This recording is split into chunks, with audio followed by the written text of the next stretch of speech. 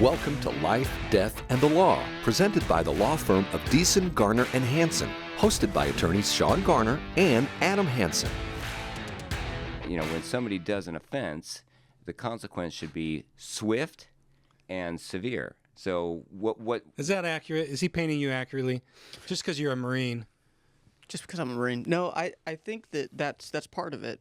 And this is a conversation that I had with a fellow Marine for a long time when I was stationed here at the Air Base on active duty.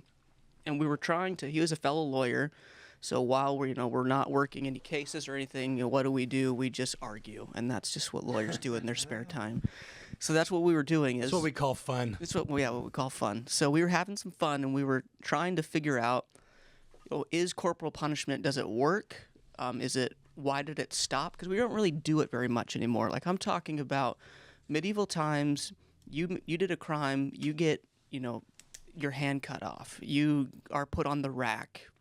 You're drawn and quartered. All these, very gruesome things. You're put in the brazen bull, and we don't do any of that anymore. Brazen bull, I don't know what that one is. The brazen bull, it's a brass statue of a bull that's hollow, and you put someone inside it, and then you just heat it up with a fire until they burn. Whoa. That's what it is. Well, we have a Connex box out there. It's kind of like our brazen bull. And it's pretty hot. So The hot box. Yeah. Go to the hot box. Yeah, so 10 minutes in the hot box. So all of that, but even that, 10 minutes in a hot box, that's an extension of this idea that physical suffering will teach you exactly what you ought to do and what you ought not to do. We don't really like that idea anymore. We have moved over to what I think is more of a mental suffering, where we just put you in prison for a long, long time, where the mind is afflicted, but not necessarily the body. And I can't really draw a principle as to why that's okay versus the physical. What do you mean by that, though? I want you to go deeper into that. There's an argument. Let me see if I understand what you mean. That mental punishment is a cruel sense or version of punishment than even corporal punishment, because that is the really definition of whether you're happy or sad is your mental state. And so if you penalize and are cruel to the mind, then that's the ultimate punishment. So that's what we're doing when we're putting people in jail, is we're just saying we're going to lock up your body and your mind is going to stay stagnant and think about all the things that you've done for years on end. I think that's much more draconian than even chopping a hand off, perhaps. I mean, it could be, and I'm not making an argument of which one's worse. I'm simply pointing out that our philosophy has changed, and I'm not so sure that it's any more kind. It's just a different way to punish. So the question that my friend would ask me is, okay, like, what if you had someone who was a repeated, I don't know, we'll say he's a thief, and he has the option. He's stolen some really expensive things, and he can either go to jail for 10 years or he can choose to lose his thumb. Like, are we okay as a society letting him make that choice? So if he loses his thumb, he doesn't go to jail because that's his punishment. And it's in the eyes of the society, if we voted for that law, the society would be okay with that alternative. And what do you think about that, Adam? Yeah. First blush. I think you made comment of people being locked up for indefinite periods of time. Does that really solve the issue? I think it's not so much about, it's partly about the time that they have to sit there, and their freedoms are restricted or removed to a certain extent, dependent on, what we've, as a society, have decided to be appropriate for that particular crime or that offense that they committed. And that's number one, but you go back to what Tom mentioned before. He said put him in the stocks, or you put him in this brazen bull.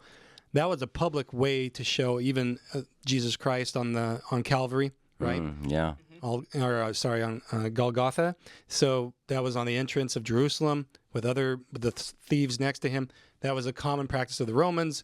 When you enter Rome, they wanted you to see, we take our laws seriously. If you offend our laws, this may happen to you. So I think nowadays, do we do that? We do partly that, in the sense of you're going to go to prison for an amount of time that we've agreed upon as a society is appropriate to that crime, number one. Number two, it's supposed to act as a public deterrent to other individuals, hopefully not committing these crimes, because this person's been locked up for 15, 20 years, and that's the weight of that crime. I don't know if that's a public deterrent or not. I don't know if it works, because most of us are probably walking around ignorant to a lot of criminal laws, and we're probably breaking them, not even knowing it most of the time. These laws are put in place, by legislatures, and we're not, it's my opinion, and maybe other people are, I'm not looking through the legislative actions of the Arizona Congress every day to see, oh man, did you see this? You can't, I can't, I might be criminally liable for kicking somebody out of our office because they wanted to use the men's restroom instead of the women's restroom, and they're a woman. I don't know. I'm just making this up. But we don't keep a bead, is my opinion, on the day-to-day of the legislature. And I would argue that we probably are breaking crime. We are committing crimes, and we don't even know it. And it just is kind of unfortunate. Sometimes people get caught, if you will. Unbeknownst to them, they're ignorant.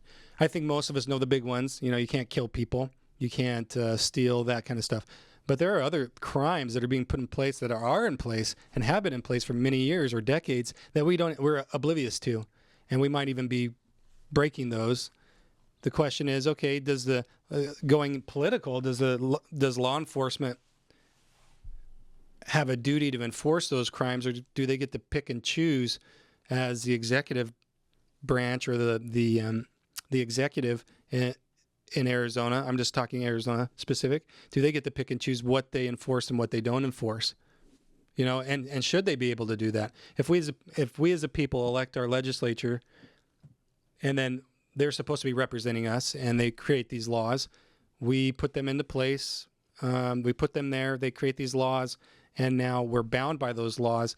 Do you have an executive branch then with the authority to use their discretion as to what they're going to prosecute and what they don't? I don't know. I would argue no. I mean, it should be, if we're talking about equal justice, that's what we often hear, especially back with the Trump trials and these, it looked like political war lawfare. That's what it looked like. And it would look like selective prosecution. And the clamoring from the public was, we need justice. We need an equal justice system. Well, it's not equal justice if you're treating Tom different than you're treating Adam on the same particular crime. And that's what I'm seeing around the nation, is you're seeing these prosecutors that pick and choose the cases they want to prosecute depending on their political affiliation. If you have questions or want to know more about something that was discussed today, please call the law firm of Deason, Garner, and Hansen at 928-783-4575 or visit yumaestateplanning.com.